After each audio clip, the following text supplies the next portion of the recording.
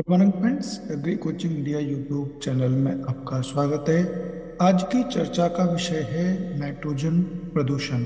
Nitrogen प्रदूषण अचानक चर्चा में बना हुआ है क्योंकि हाल ही में शोध के वैश्विक जल संकट के संबंध में एक चिंताजनक अनुमान पर प्रकाश डाला गया है, जिसमें वर्ष 2050 तक नाइट्रोजन प्रदूषण के कारण एक तिहाई नदी उपबेसिनों में गंभीर जल की कमी का सामना करने का अनुमान लगाया गया है। तभी से अचानक नाइट्रोजन प्रदूषण चर्चा में बना हुआ है। आइए जानते हैं नाइट्रोजन प्रदूषण के बारे में, यानी क्या है नाइट्रोजन पॉल्यूशन। नाइट्रोजन प्रदूषण पर्यावरण में नाइट्रोजन यौगिकों की अत्यधिक उपस्थिति को विशेष रूप से नदियों और झीलों जैसे जल निकायों में प्रदर्शित करता है। यानी जब नाइट्रोजन यौगिक अत्यधिक जल की मात्रा में या इन्वायरमेंट में हो जाते हैं तो उस कंडीशन को हम नाइट्रोजन प्रदूषण या नाइट्रोजन पॉल्यूशन कहते हैं। संयुक्त राष्ट्र पर्यावरण कार्यक्रम यानी यूएनईपी ने पर्यावरण में 200 मिलियन टन प्रतिक्रियाशील नाइट्रोजन की वार्षिक हानि की रिपोर्ट प्रदान की है, जो मुख्य रूप से मानवीय गतिविधियों के लिए उत्तरदायी है। नाइट्रोजन प्रदूषण मुख्य रूप से कृषि में नाइट्रोजन आधारित उर्वरकों के बढ़ते उपयोग से उत्पन्न होता है, जो वर्ष 1978 और वर्ष 2014 के बीच वैश्विक स्तर पर प्राकृतिक नाइट्रोजन उत्पादन को पार करते हुए दोगुना हो गया है। हमारे किसान भाई आजकल नाइट्रोजन के उर्वरकों का बहुत ज्यादा प्रयोग करते हैं, इसी कारण नाइट्रोजन प्रदूषण बढ़ता चला जा रहा है। आइए जानते हैं नाइट्रोजन प्रदूषण के स्रोत के बारे में, यानी कौन कौन से सोर्स हैं जहां से ये नाइट्रोजन पॉल्यूशन हो रहा है। पहला है कृषि गतिविधियां। नाइट्रोजन आधारित उर्वरकों के व्यापक उपयोग सहित गहन कृषि पद्धतियां भूजल निचालन और सतही उपभोग के माध्यम से नाइट्रोजन प्रदूषण में महत्वपूर्ण योगदान देती है।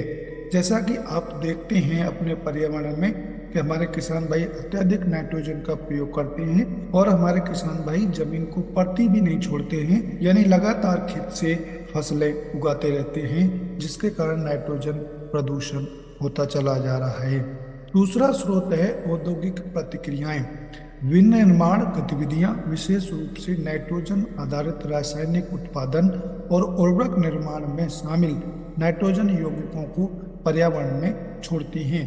जो रासायनिक उर्वरक हैं नाइट्रोजन से जुड़े हुए, वो बहुत ज्यादा मात्रा में किसान भाई यूज कर रहे हैं, तो उनका प्रोडक्शन भी कारखानों में हो रहा है और उस कारखाने से जो अपशिष्ट पदार्थ निकलते हैं उनसे भी नाइट्रोजन पॉल्यूशन हमारे पर्यावरण में बढ़ता चला जा रहा है। नेक्स्ट इसका सोर्स है पशुधन कृषि, यानी पशुधन अपशिष्ट जिसमें अमोनिया जैसे नाइट्रोजन यौगिक होते हैं अनुचित रूप से प्रतिबंधित होने पर प्रदूषण में योगदान देता है, जिससे अफवाह और जल प्रदूषण होता है। आप देखते होंगे कि पशुओं के जो मलमूत्र होते हैं, यदि उनका हम ठीक से प्रबंधन ना करें तो नाइट्रोजन गैस उससे भी रिलीज होती है, जो कि मानव स्वास्थ्य के लिए ये हानिकारक होती है।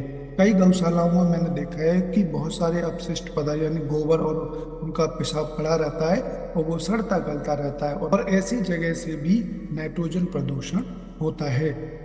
अगला जो सोर्स है नाइट्रोजन प्रदूषण का वो है बायोमास का जलाना। वनाग्नि और बायोमास के जलाने से नाइट्रोजन ऑक्साइड और नाइट्रस ऑक्साइड उत्सर्जित होते हैं, जिससे वायु प्रदूषण और वायुमंडलीय रसायन का असंतुलन में वृद्धि हो जाती है। आजकल आपने देखा होगा कि हमारे किसान भाई धान की पराली को जलाते रहते हैं और इससे वायु प्रदूषण होता है और जो वायुमंडल में रासायनिक गैसें हैं उनका असंतुलन हो जाता है। अब हम जानते हैं कि नाइट्रोजन जो प्रदूषण हो रहा है इसके क्या क्या प्रभाव हमारे जीवन पर पड़ रहा है। पहला है सुपोषणीकरण। अतिरिक्त नाइट्रोजन जल निकायों में शैवाल की अतिवृद्धि को बढ़ावा देता है, जिससे ऑक्सीजन रहित मृत क्षेत्र का निर्माण होता है, जिससे जलीय जीवन को खतरा होता है। जब अत्यधिक मात्रा में हम नाइट्रोजन उर्वरकों का प्रयोग करते हैं तो उससे हमारी ऑक्सीजन रहित मृत क्षेत्र का निर्माण होता है, जो हमारे जीवन के लिए बहुत हानिकारक है। तो इसका इनडायरेक्टली हमारे जीवन पर नाइट्रोजन प्रदूषण का प्रभाव पड़ता है। नेक्स्ट, मानव स्वास्थ्य पर प्रभाव। नाइट्रोजन प्रदूषण श्वसन स्थितियों में वृद्धि करता है और नाइट्रेट प्रेरित मेथेमेगलोबिनेमिया सहित वायु एवं जल प्रदूषण के माध्यम से मानव स्वास्थ्य के लिए जोखिम उत्पन्न करता है। जब नाइट्रोजन प्रदूषण हमारे एनवायरनमेंट में ज्यादा हो जाएगा तो व्यक्तियों को सांस लेने में बहुत ज्यादा दिक्कत हो जाएगा और जो श्वसन की दरें हैं वो भी बढ़ जाएंगी। इसके अलावा ओजोन रिक्तीकरण, नाइट्रस ऑक्साइड उत्सर्जन समतापमंडलीय ओजोन परत के क्षय में योगदान देता है, जिससे अल्ट्रावायलेट विकिरण से संबंधित स्वास्थ्य समस्याओं और पर्यावरणीय क्षति का खतरा बढ़ जाता है।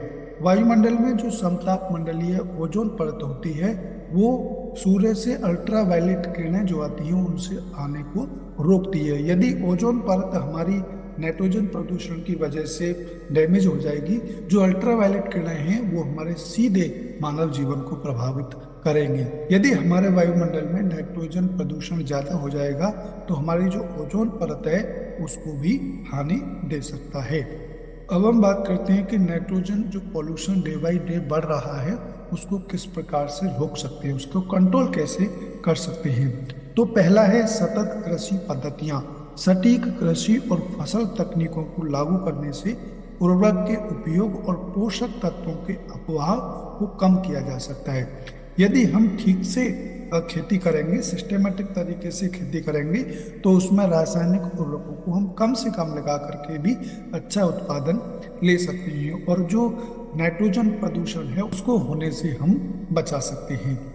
दूसरा, बेहतर अपशिष्ट जल उपचार। उचित औद्योगिक और शहरी सीवेज निपटान के लिए अपशिष्ट जल उपचार बुनियादी ढांचे को उन्नत करना आवश्यक है, जिससे नाइट्रोजन युक्त यौगिकों को जल निकायों में प्रवेश करने से रोका जा सके।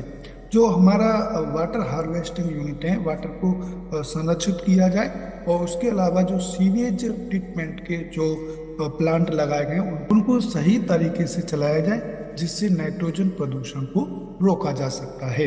इसके साथ साथ हरित बुनियादी ढांचे को प्रोत्साहन। यदि हरित बुनियादी ढांचा परियोजनाओं के लिए प्रोत्साहन प्रदान करने से चक्रवाती जल को अवशोषित फिल्टर करके नाइट्रोजन अपवाह को कम करने में सहायता मिलती है।